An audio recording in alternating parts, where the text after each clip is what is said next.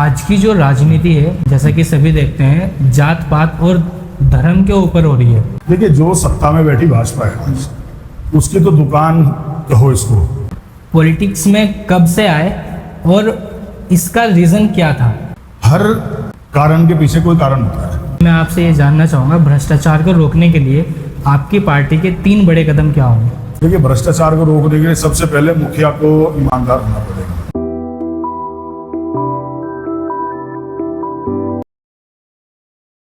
क्या कोई नई पॉलिटिकल पार्टी पुरानी पॉलिटिकल पार्टीज़ के सिर्फ वोट काटने का काम करती है, या आजकल जो नई पार्टीज़ आ रही है वो समाज में बड़ा बदलाव भी ला सकती है?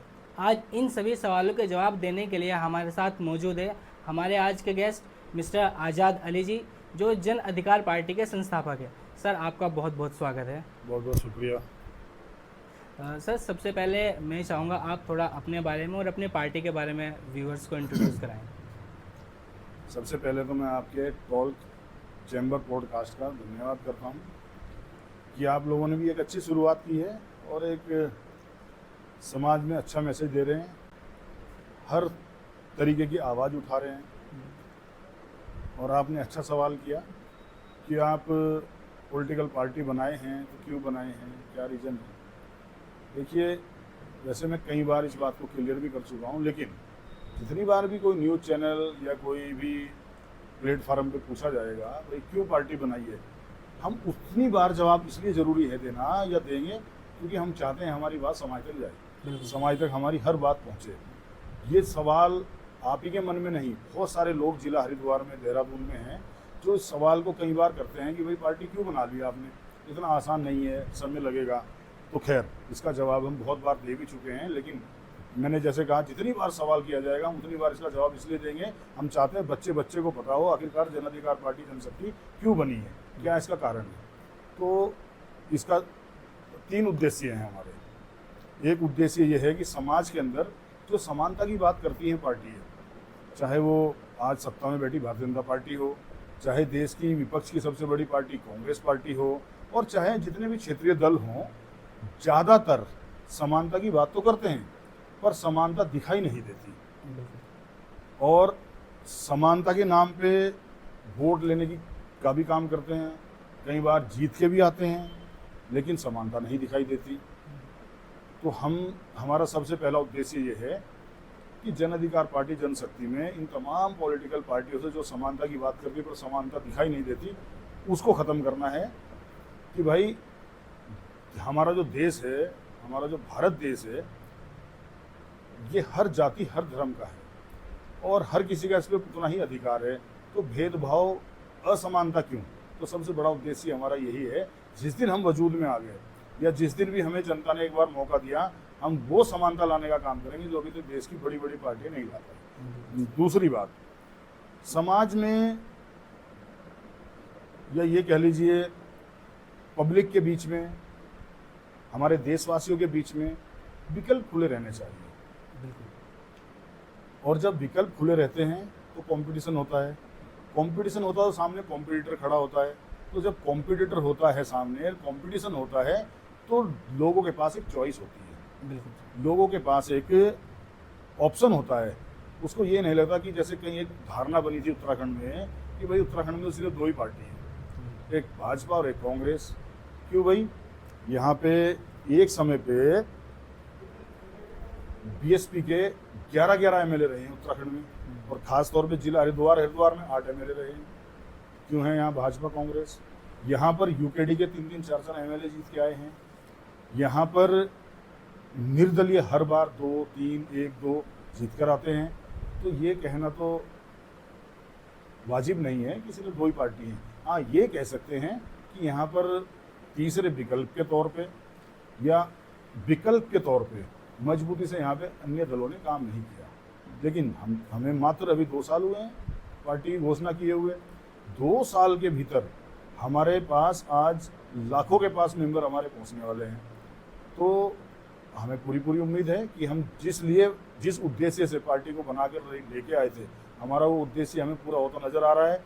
हमारा उद्देश्य स्पष्ट यही है कि हम एक विकल्प दे पाएँ आम नागरिक को, अपने हरिद्वार वासियों को, उत्तराखंड वासियों को एक विकल्प दे पाएँ ये उसमें ना रहें कि हमें सिर्फ और सिर्फ कांग्रेस और भाजपा को ही चुनना है, उनके पास अन्य चुनाव करने का भी विकल्प होना चाहिए।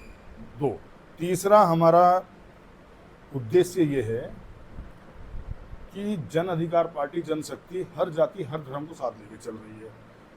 ये तमाम पार्टियां, तमाम पॉलिटिकल लोग इस बात को कहते हैं भाई हम तो सबको साथ लेके चल रहे हैं, हमारे पास तो हर जाति हर समाज के हर धर्म के लोग हैं।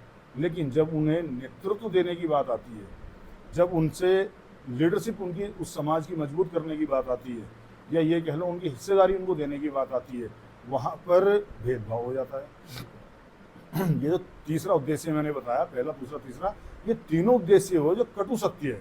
इसका आप किसी भी सत्ता में बैठी पार्टी से, विपक्ष की पार्टी से, किसी से भी ये सवाल करने हैं, तीनों उद्देश्य पे अगर सवाल करेंगे आप, उनके पास जवाब नहीं होगा, क्योंकि ना समानता है, ना विकल्प को मजबूत होने देती है बड़ी पार्टी है, किसी में विकल्प को खड़ा होने देती, विकल्प तैयार नहीं होने देती। और तीसरा जैसे मैंने बताया कि नेतृत्व, जिस जाति जिस समाज के लोग भी जिस पॉलिटिकल पार्टी से जुड़े हैं उनका अधिकार है, देशवासी हैं, वैसे तो हर जाति हर समाज का अधिकार है, लेकिन जिस दल से जिस पॉलिटिकल पार्टी से जिस जाति जिस समाज के लोग जुड़े हैं, निश्चित तौर पे उनका अधिकार है कि वो भी नेतृत्व करें।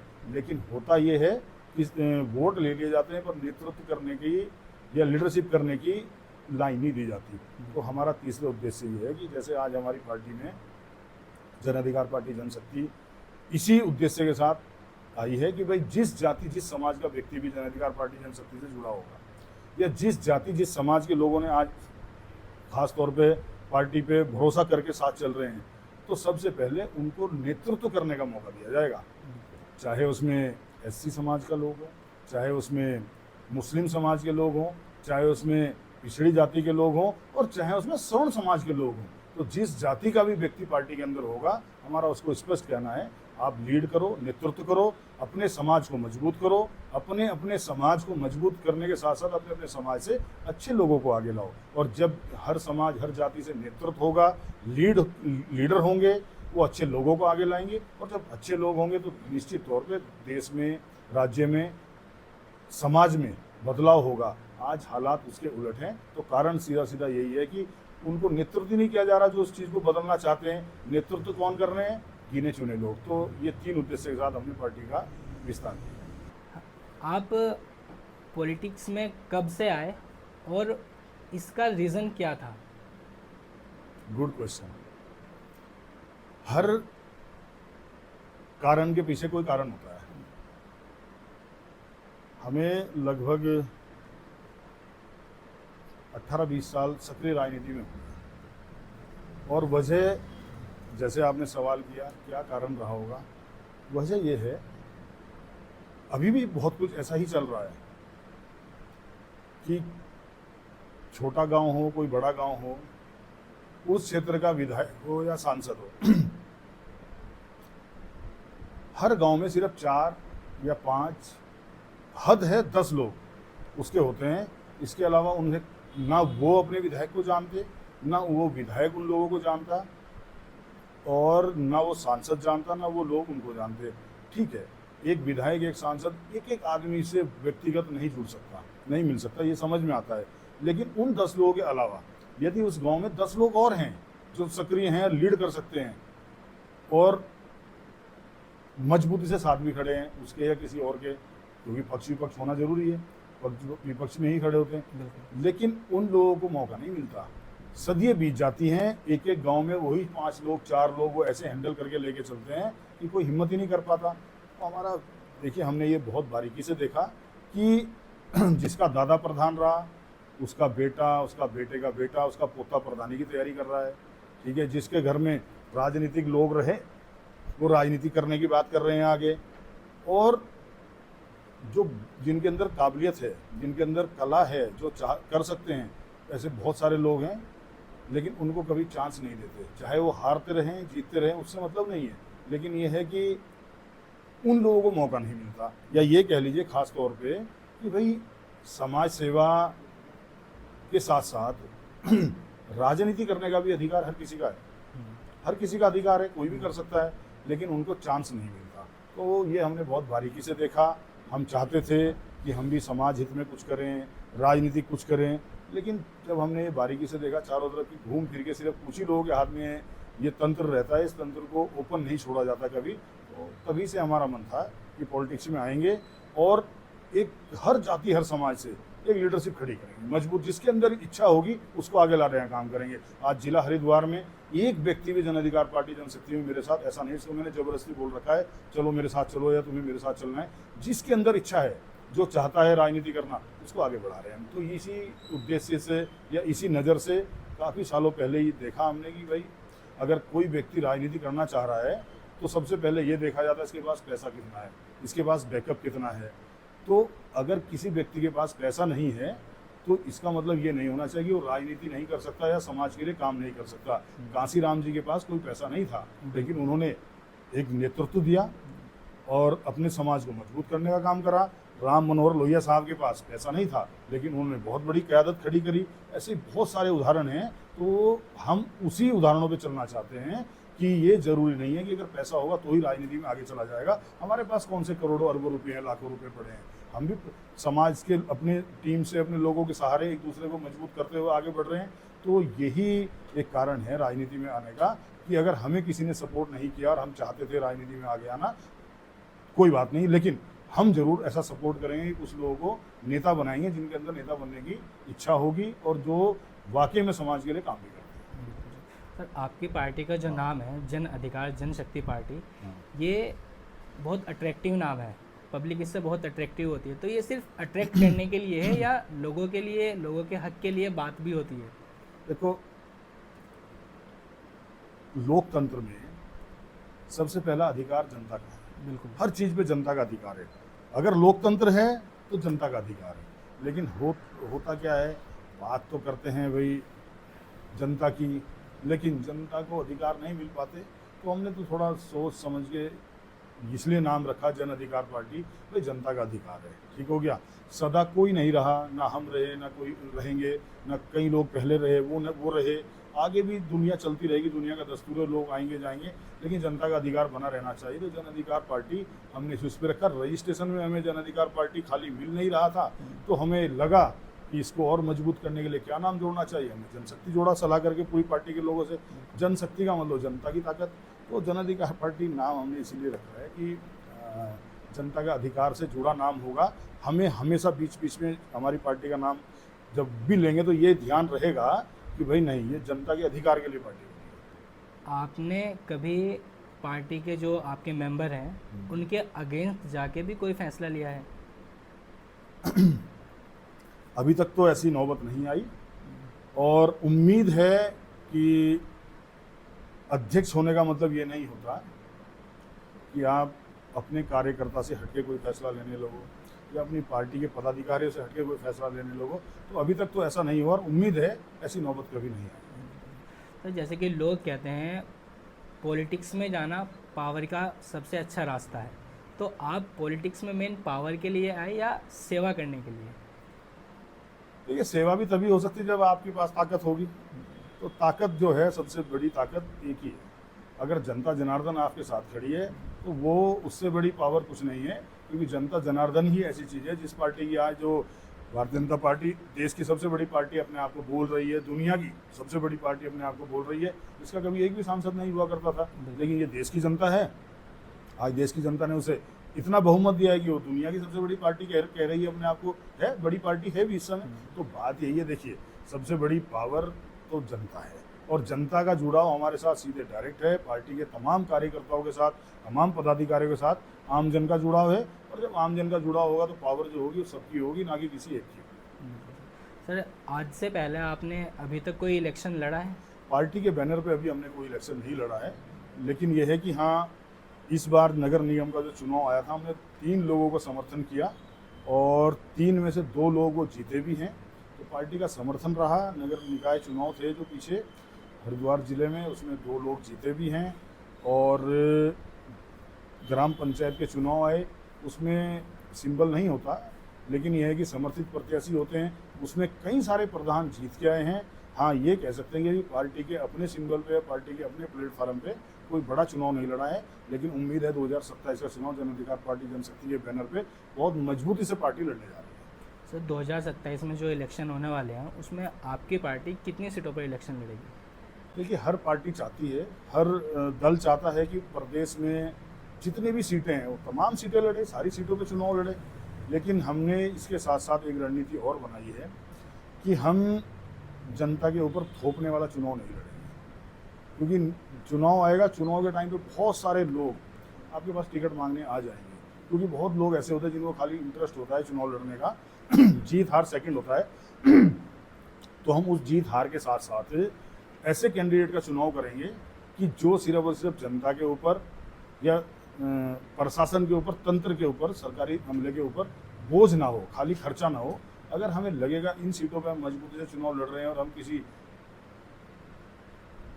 रिजल्ट तक पहुंच सकते हैं, वहाँ हम चुनाव करेंगे, वहाँ चुनाव लड़ेंगे।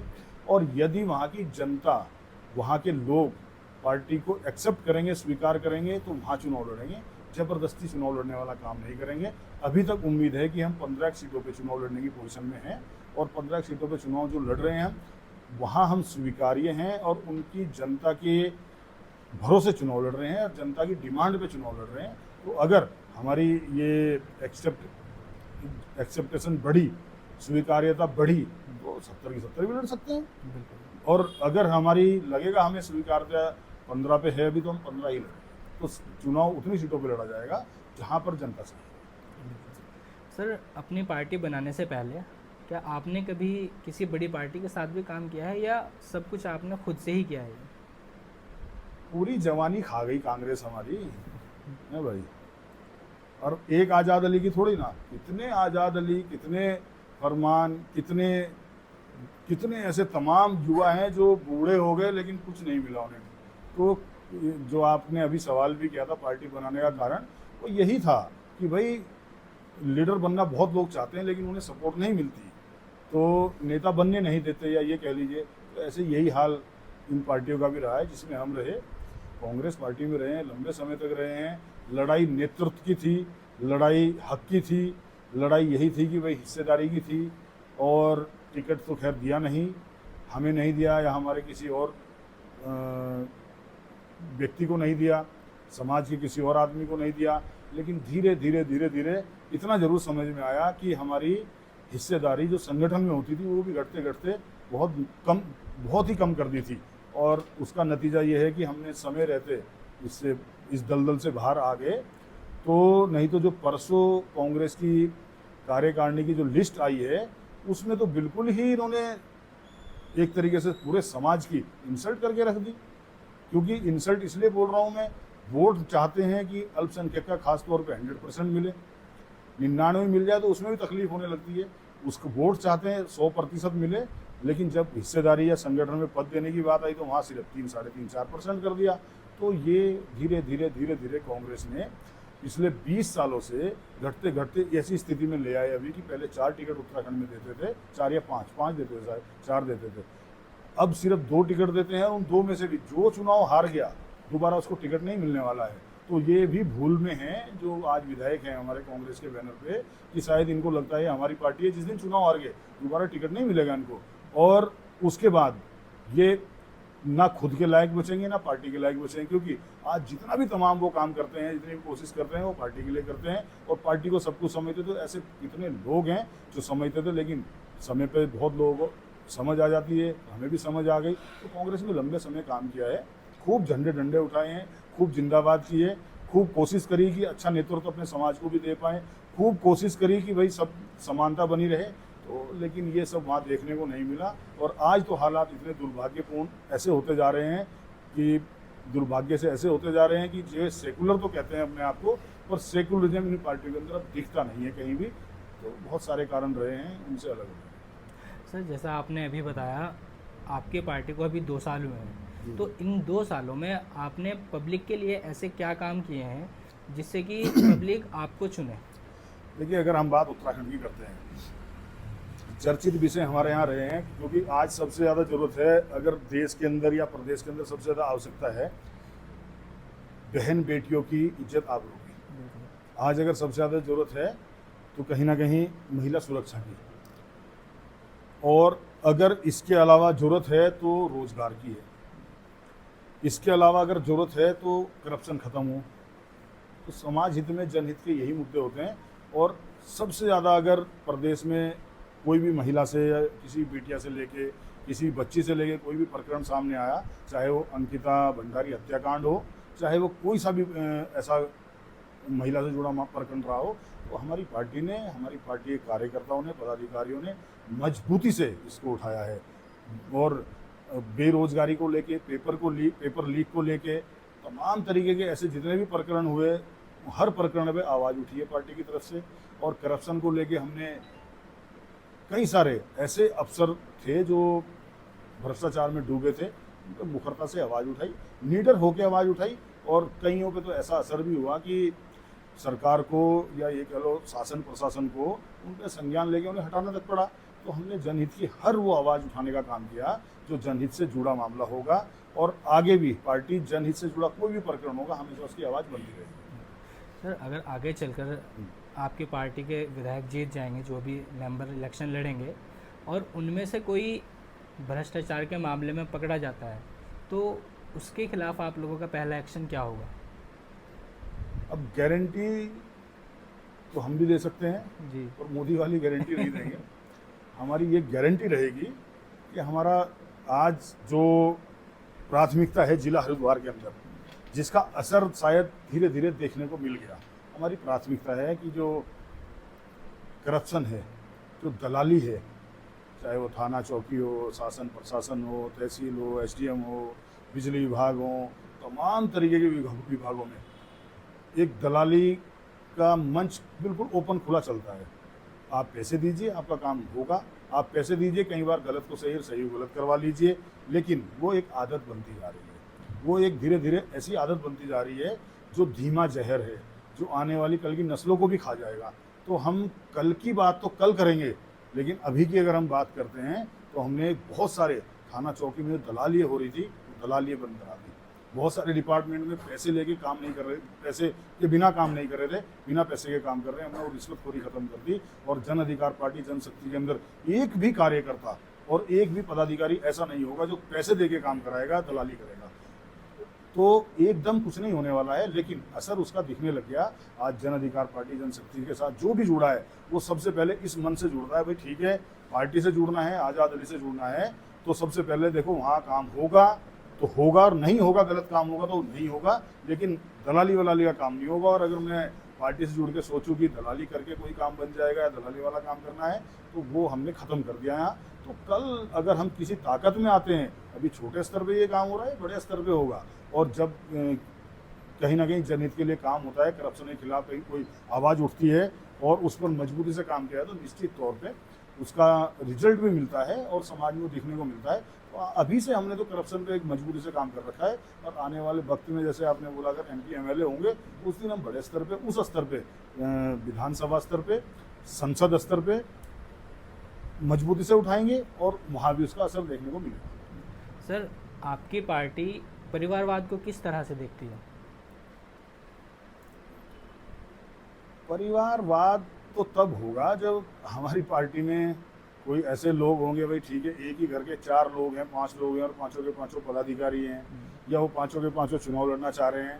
देखिए, समानता, जो मैंने अभी थोड़ी देर पहले आप ही के इसी पॉडकास्ट में मैंने वर्ड कहा कि हमारी पार्टी के उद्देश्य 3 हैं, उनमें से एक उद्देश्य समानता है। तो समानता जब होगी तो परिवारवाद तो हो ही नहीं सकता, और जब समानता होगी तो परिवारवाद तो बहुत दूर की बात है, फिर भेदभाव तक नहीं होगा। इसका तो कोई मतलब ही नहीं होता जन अधिकार पार्टी बन सकती। सर, आपकी पार्टी में जो टिकट मिलेगा लोगों को, वो किस आधार पे आप उनको टिकट देंगे? देखिए, जो जनता के बीच में व्यक्ति होगा, जो जनहित की बात कर रहा होगा, और जो वाकई में सिर्फ चुनाव लड़ने नहीं आएगा, जो चुनाव के साथ साथ समाज के काम करने के लिए आएगा या समाज की आवाज़ बनकर आएगा, उन लोगों को हम आगे बढ़ाने का काम करेंगे। क्योंकि चुनाव देखिए होता है 1.5 से 2 महीने का। इस 1.5 से 2 महीने के मेले में तमाम तरीके के लोग आते हैं। कहीं ज़मीन बेच के बड़े बड़े धुरंधर बनने की कोशिश करते हैं कि जी मैं आ गया, क्योंकि उन्हें शौक होता है। कहीं अपनी किस्मत आजमाने आ जाते हैं, और कई लोग तो सिर्फ किसी अन्य के कहने पे चुनाव लड़ जाते हैं। ऐसा भी चुनाव में बिल्कुल होता है। लेकिन हमारी पार्टी का और हमारा एक मकसद है, क्लियर मकसद है ये, कि हम राजनीति में पदाधिकारी भी उसको बनाएंगे जो 12 महीने 5 साल काम करेगा। बिल्कुल। समाज के लिए काम करेगा, और हम टिकट भी उसी को दे के आगे बढ़ाने का काम करेंगे जो 1.5 महीने 2 महीने के लिए जनता के बीच में नहीं आएगा। 1.5 से 2 महीने का चुनाव नहीं लड़ेगा, क्योंकि चुनाव 1.5 से 2 महीने का होता है, लेकिन जनता को जरूरत 5 साल है, 12 महीने है। तो जो 12 महीने 5 साल समाज की बात करेगा, समाज की आवाज़ बनेगा, हम उसी को आगे बढ़ाने का काम करेंगे। सर, जो भी आने वाले टाइम में विधायक आपके पार्टी से बनेंगे, तो स्टार्टिंग के 100 दिनों में उनका जो फोकस है वो किन कामों पर रहेगा? देखिए, जनहित से जुड़े हर क्षेत्र के कई बार अलग अलग मामले हो जाते हैं, अलग अलग प्रकरण हो जाते हैं, लेकिन यह है कि जनहित से जुड़ा जो भी प्रकरण होगा, वो छोटा हो बड़ा हो, यहाँ तक कि आंदोलन करना पड़े या किसी स्तर पे भी आवाज़ उठानी पड़े, जिस स्तर से भी उठानी पड़ेगी, उस सबको करने का काम करा जाएगा। क्योंकि वो विधायक बनने के बाद की लड़ाई नहीं है, वो तो हम अभी से लगे पड़े हैं। तो जाहिर सी बात है, हमारे तमाम कार्यकर्ताओं को, हमारे पदाधिकारियों को पता है, अगर कल ताकत आती है तो हमें क्या करना है। सर, जैसे कि पब्लिक बोलती है कि नेताओं ने, मैं सभी की बात नहीं करूंगा, बट कुछ नेताओं ने लोकतंत्र को कमज़ोर बना दिया है, तो इस चीज़ को आप लोग कैसे देखते हैं? ये मौजूदा सरकार तो लोकतंत्र को खत्म करना चाहती है, कमजोर नहीं कर दिया। वो तो चाहते हैं लोकतंत्र खत्म हो जाए और एक छत्र राज हो। लेकिन ये हमारा देश लोकतांत्रिक देश है, और हमारे देश का संविधान बहुत मजबूत है। हमें थोड़ा सा सिर्फ संविधान को पकड़ के, संविधान को साथ लेकर चलने की जरूरत है। और अगर हम संविधान को साथ लेकर चलेंगे और संविधान की रक्षा करेंगे, संविधान हमारी रक्षा करेगा। और जो आज लोकतंत्र को कमज़ोर करने का काम कर रहे हैं, चाह रहे हैं कि लोकतंत्र खत्म हो जाए, ये संभव नहीं है। और अगर ये ज़्यादा कोशिश करेंगे, ये हम होने भी नहीं देंगे। जन अधिकार पार्टी, जनशक्ति इसके लिए किसी भी हद तक आवाज़ उठाने का काम करेगी, अगर ऐसा करने की किसी भी दल ने कोशिश की। फिर आने वाले टाइम में जब आपके पार्टी कभी सत्ता में आएगी, तो क्या कोई ऐसा काम भी करेगी, ऐसा कोई कानून लेके आएगी जो चुनाव के टाइम पर नेता वादे करते हैं, अगर उन्होंने अपने वादे पूरे नहीं किए तो उनके खिलाफ कोई कार्रवाई हो?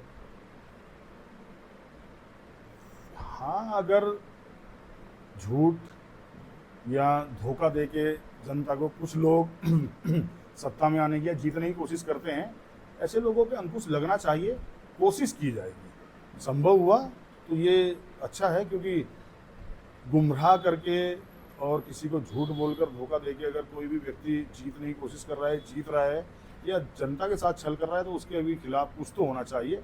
इस पर कोशिश की जाएगी। सर, आपने आज तक कोई ऐसा राजनीतिक फैसला लिया है जिस पर आपको पछतावा होता हो? देखिए, पीछे मुड़ के देखना कमजोरी है, ये कमजोर व्यक्ति की पहचान है। हम जो करते हैं वो सब अच्छा ही होता है, और जो भी हम करते हैं वो अच्छा ही होता है। और अच्छे के साथ साथ अगर हमें कुछ हासिल नहीं भी हो रहा है तो हमें जानकारी मिल रही है, हम सीख रहे हैं, तो कुछ भी बेकार नहीं जाता। तो अभी तक ऊपर वाले का करम है कि अभी तक हम सामाजिक फील्ड में, राजनीतिक फील्ड में जितना भी आगे बढ़ रहे हैं, हम कहीं ना कहीं समाज की आवाज़ बनने का काम करते हैं, समाज की लड़ाई लड़ने का काम करते हैं। इसलिए पछतावे का तो कोई सवाल ही नहीं उठता, और पछतावे वाला शब्द होना भी नहीं चाहिए। इंसान या तो जीतता है या सीखता है, दो ही चीज़ें होती हैं। तो हमने बहुत कुछ सीखा है। सर, आपके अकॉर्डिंग, आपकी पार्टी के अकॉर्डिंग, शिक्षा व्यवस्था में सबसे पहले क्या बदलाव होना चाहिए? सबसे पहले प्राइवेटाइजेशन खत्म होना चाहिए। आज कितने सारे एमपी एमएलए हैं भारतीय जनता पार्टी के जो सत्ता में बैठे हैं, उनके अपने प्राइवेट स्कूल चल रहे हैं। जब उनके अपने स्कूल होंगे, अपने ही उनके संस्थान होंगे, तो सरकारी स्कूलों की स्थिति कैसे सामान्य हो सकती है, कैसे अच्छी हो सकती हैं? कैसे जो किताबों के नाम पे लूटमारी चलती है, स्कूलों के नाम पे तमाम तरीके के खर्च, सरचार्ज के नाम पे लूटमारी चलती है, वो कैसे खत्म हो जाएगी? तो सबसे पहले प्राइवेट स्कूल बंद होने चाहिए, सबसे पहले प्राइवेटाइजेशन खत्म होनी चाहिए। और सरकारी तंत्र अगर है तो सरकारी तंत्र को ही मजबूत करो ना, या फिर तमाम सरकारी तंत्र को खत्म करो। तो वो संभव नहीं है, वो होना भी नहीं चाहिए। तो हमारी प्राथमिकता यही होगी, यदि जनता ने कभी मौका दिया और हम इस स्थिति में हुए कि हम कुछ बदलाव कर सकते हैं, तो सबसे पहला शिक्षा के फील्ड में हमारा बदलाव होगा कि हम किसी भी सूरत में प्राइवेटाइजेशन और प्राइवेट स्कूलों को बंद करने का काम करेंगे, या उनको भी सरकारी स्कूलों की तर्ज पे लाने का काम करेंगे। लेकिन हालात कैसे ठीक हों? आज जिला हरिद्वार की हम बात करें, यही जिले से जो मंत्री हैं उनके खुद के स्कूल चल रहे हैं, तो कैसे फीस कम हो सकती है, कैसे सरचार्ज जो हैं वो कम हो सकते हैं, कैसे स्कूलों की मनमानी कम हो सकती है? तो ये संभव तब है जब प्राइवेटाइजेशन को जड़ से खत्म कर दिया। सर, 2027 में इलेक्शन होने वाले हैं, तो युवाओं के लिए आपकी पार्टी की सबसे बड़ी योजना क्या है? युवाओं के लिए हमने, हमारी पार्टी के मैनिफेस्टो में स्पष्ट है कि हम सबसे पहले नौकरियों पे फोकस करेंगे, रोज़गार देने का काम करेंगे। अगर नौकरियाँ नहीं भी तत्काल दे पाए तो हम ऐसे रोज़गार उत्पन्न करेंगे जिनसे युवा हताश नहीं होगा। और तब भी अगर थोड़ा समय लगेगा तो हमारी पार्टी के मैनिफेस्टो में स्पष्ट है, हम 3,000 रुपये बेरोजगारी भत्ता देंगे, पर मंथ देंगे, पर महीने का हमने अपने मैनिफेस्टो में घोषणा पत्र में लिखा है। तो 3,000 रुपये हम बेरोजगारी भत्ता देंगे। और जैसे ही हम किसी मुकाम पर आते हैं हम नौकरियों पे फोकस करेंगे और नौकरियों के साथ साथ व्यवसाय पे फोकस करेंगे। हमारे प्रदेश के नौजवानों को, हमारे प्रदेश के युवाओं को बाहर नहीं जाना पड़ेगा, नौकरियाँ भी होंगी और रोज़गार भी होंगे, जिसे सरकार, मैं मानता हूँ, जानबूझकर नहीं देना चाहती, जानबूझकर नहीं रोज़गार उत्पन्न करना चाहती या जानबूझकर कहीं ना कहीं पेपर लीक करा रही है, नौकरी नहीं देना चाहती। क्योंकि अगर बेरोज़गारी ख़त्म हो जाएगी, युवा हमारा नौकरी पे होगा, व्यवस्थित होंगी सारी चीज़ें, तो फिर अंधभक्ति खत्म हो जाएगी।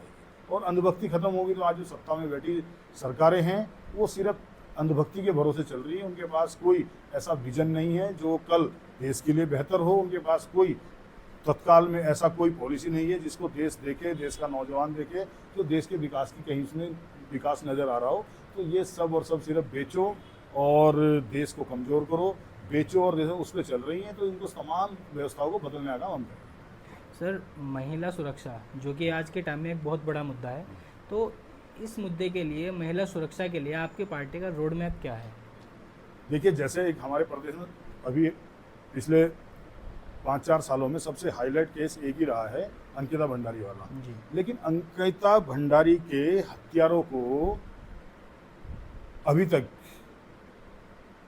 कुछ को पकड़ा गया, लेकिन अभी तक भी जो वीआईपी था उसका नाम प्रदेश की जनता के सामने नहीं आया। तो जब किसी का भी नाम आ रहा है उसमें, अगर किसी का भी नाम उसमें जोड़ा जा रहा है, तो ये मौजूदा सरकार की जिम्मेदारी है कि अपने प्रदेश की जनता को, अपने प्रदेश की आवाम को यह भरोसा दिलाएं कि हम महिलाओं के प्रति, अपनी बेटियों के प्रति सजग हैं, सतर्क हैं। अगर किसी नाम का इसमें नाम जोड़ा जा रहा है तो हमने समय रहते इसको बिल्कुल दूध का दूध और पानी का पानी कर दिया। कितनी जद्दोजहद के बाद सीबीआई हुई। अब सीबीआई जांच भी मुझे लग रहा है कहीं ठंडे बस्ते में चली है, बड़ी स्लो हो रही है। तो हमारी प्राथमिकता देखिए यही रहेगी, यही हम चाहेंगे। अगर कोई भी बहन बेटी से जुड़ा मामला होगा और उस पर किसी का भी नाम, चाहे वो सबके आधार पर होगा या उसके वो सम्मिलित होगा उसमें, उसको दूध का दूध और पानी का पानी करके जनता के बीच में, समाज के बीच में उसको रखा जाएगा और फास्ट ट्रैक के तहत उसको 1-2 साल के भीतर भीतर पूरे मामले के प्रकरणों को खत्म करा जाएगा, जिससे कि अपराधियों के हौसले टूटें, उनके हौसले बुलंद ना हो और वो आगे इस तरह के कृत्य ना कर पाए। और इस कानून को और मजबूत करने का काम करने की कोशिश करेंगे, जिससे कि इस तरह की घटना करने से पहले 100 बार अपराधी सोचें। सर, लास्ट में मैं आपसे ये जानना चाहूँगा, भ्रष्टाचार को रोकने के लिए आपकी पार्टी के 3 बड़े कदम क्या होंगे? देखिए, भ्रष्टाचार को रोकने के लिए सबसे पहले मुखिया को ईमानदार होना पड़ेगा। सबसे पहले मुखिया को ईमानदार हूँ ये दिखाना पड़ेगा। अब आप आज की मौजूदा हालात की अगर बात करते हैं, जीरो टॉलरेंस की सरकार चल रही है, प्रदेश के मुख्यमंत्री जीरो टॉलरेंस की बात करते हैं, भाजपा जीरो टॉलरेंस की बात करती है और हर 15 दिन 10 दिन में कोई ना कोई बड़ा अफसर भ्रष्टाचार की जद में आ जाता है। विजिलेंस टीम पकड़ लेती है। जिला हरिद्वार के अंदर 3-3 आईएएस सस्पेंड चल रहे हैं भ्रष्टाचार को लेके। तो जीरो टॉलरेंस अगर है तो फिर भ्रष्टाचार कैसे हो रहा है? तो इसके लिए बड़े कदम यही होंगे कि एक साफ संदेश होगा, यदि करप्शन से जुड़ा कोई भी अधिकारी कर्मचारी सम्मिलित पाया जाता है तो उसके पास विभागीय कार्यवाही नहीं, उसके खिलाफ जितनी तमाम तरीके की कार्यवाही हो सकती है वो सारी कार्यवाही होगी, जिससे कि कोई दूसरा व्यक्ति इसके बारे में सोच ना सके। यानी कि मतलब ये सख्त कार्यवाही होगी। और दूसरा, उसके लिए एक भ्रष्टाचार निवारण, एक कोई आयोग या कोई विभाग, अगर हमें मौका मिला, जनता ने एक बार चांस दिया, अगर वाकई में एक बार हमें मौका मिल गया, तो हम सबसे पहले एक ऐसा आयोग या कोई ऐसा बोर्ड जरूर गठित करेंगे जो सिर्फ और सिर्फ भ्रष्टाचार निवारण के लिए होगा, जो सिर्फ भ्रष्टाचार को खत्म करने के लिए होगा, जिसका काम ही सिर्फ भ्रष्टाचार पर निगरानी रखना होगा। दूसरा कदम ये होगा। पहला हमारा 3 आपने कहा कि क्या होंगे, पहला हम चाहेंगे कि इतना सख्त कानून हो कि कोई भ्रष्टाचार करने की सोचे ना, लेकिन फिर भी बहुत सारे लोग ऐसे होते हैं जिनकी नीयत खराब रहती है या हो जाती है, तो उसके लिए हम एक मजबूत बोर्ड या कोई आयोग इसमें गठित करेंगे। तो तीसरा, हमारी पार्टी के अंदर हम एक उद्देश्य अभी से भी है वो, लेकिन जिस दिन हम सत्ता में भागीदार होंगे, सत्ता के साथ हमारी भागीदारी होगी, उस दिन हमारा ओपन प्लेटफार्म पे ये स्पष्ट संदेश होगा कि पार्टी के अंदर यदि कोई किसी भी तरीके के भ्रष्टाचार में लिप्त पाया जाता है या करप्शन संबंधी उसके ऊपर कोई आरोप भी लगते हैं, तो जन अधिकार पार्टी उसको पार्टी से सस्पेंड ही नहीं करेगी, उसको निकालेगी ही नहीं। जैसे पार्टी करनी है 6 साल के लिए निलंबित कर दिया, 1 साल के बाद फिर वापस ले लिया अगले चुनाव में। तो ये हमारा एक उसूल होगा, ये हमारी पार्टी का एक एजेंडा होगा कि उस व्यक्ति को पार्टी दोबारा वापस अब पार्टी के अंदर नहीं लेगी, और वो एक संदेश होगा। तो निश्चित तौर पे फिर पार्टी के अंदर जितने भी पदाधिकारी, जितने भी नेतागण होंगे, यहाँ तक कि उसमें स्वयं अध्यक्ष भी होगा, तो अगर ऐसा पाया जाएगा तो पार्टी से निष्कासित होगा, क्योंकि पार्टी के अंदर भी हमारी संविधान है और चुनाव होके ही मुझे अध्यक्ष बनाया गया है, ना कि ये किसी की मन मर्जी से या किसी की मर्जी से अध्यक्ष बने हैं। तो ये 3 साल का पद है, 3 साल के बाद निश्चित तौर पे दोबारा चुनाव होगा तो अध्यक्ष बनाया जाएगा, हमें तो चुनाव से बनाया जाएगा, नहीं तो हो सकता है किसी और को भी अध्यक्ष बनाया जा सकता है, लेकिन ये भी चुनाव से ही होगा कि उन तमाम पदाधिकारी जो भी हमारी पार्टी में होंगे उनको चुनाव से ही लिया जाता है, लिया जाएगा आगे। और जो बड़े पद होते हैं वो चुनाव करके ही दिए जाते हैं, संविधान है पार्टी का, तो पार्टी के संविधान में ये स्पष्ट रहेगा आगे भविष्य में भी कि जो व्यक्ति करप्शन से संबंधित कभी पाया गया तो उसको एक बार निष्कासित करने के बाद दोबारा पार्टी में शामिल नहीं किया। सर, आज की जो राजनीति है, जैसा कि सभी देखते हैं, जात पात और धर्म के ऊपर हो रही है, तो इस चीज़ को आप किस तरीके से अलग अपनी पार्टी के जो है अलग करते हैं? देखिए, जो सत्ता में बैठी भाजपा है उसकी तो दुकान कहो इसको, राजनीतिक दुकान चला रहे हैं तो धर्म के नाम पे, तो उन्होंने तो दुकान की तरह इसको इस्तेमाल कर रखा है। अगर उस दुकान में सामान होगा तो निश्चित तौर पे दुकान चलेगी, तो उनके पास तो धर्म धर्म धर्म के अलावा कुछ है ही नहीं।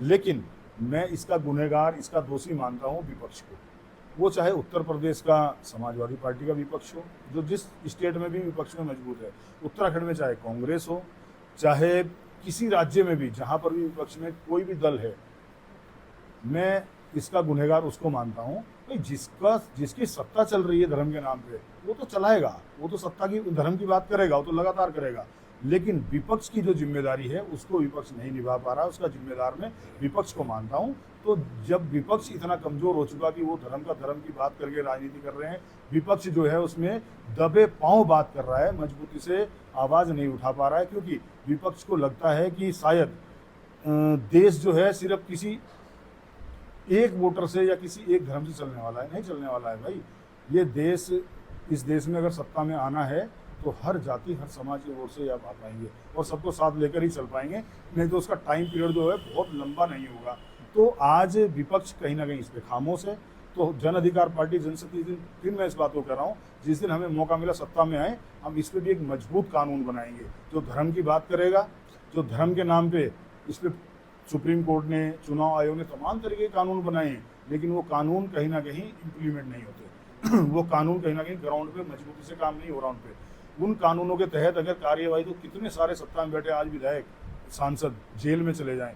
तो हम अगर कभी मौका मिला उन कानूनों को इतना मजबूत करने का काम करेंगे कि धर्म की बात कोई कर ही नहीं पाएगा, धर्म की राजनीति खत्म करने का काम हम करेंगे। उसका सबसे अच्छा तरीका है कानून को इतना मजबूत कर दो कि धर्म की कोई बात ही ना करे, बात करे तो सिर्फ विकास की करे, बात करे तो सिर्फ भविष्य की करे। सर, पब्लिक के लिए आप कोई मैसेज देना चाहेंगे? देखिए, पब्लिक के लिए हमारा स्पष्ट एक ही मैसेज है, एक संदेश आपके चैनल के माध्यम से हम जनता से देना चाहते हैं। हमारे देश को आज़ाद हुए हुए लगभग 80 साल होने को आ रहे हैं, लेकिन आज भी बहुत सारे जाति समाज के लोग एक तरीके से कहीं ना कहीं गुलामी टाइप जिंदगी जी रहे हैं।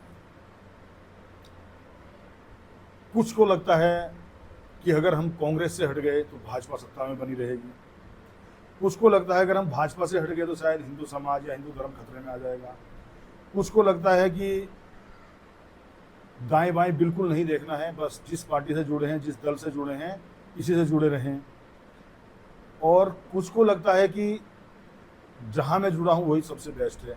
लेकिन हम आपके चैनल के माध्यम से एक संदेश देना चाहते हैं, एक बार बदल कर देखिए, मौका देकर देखिए।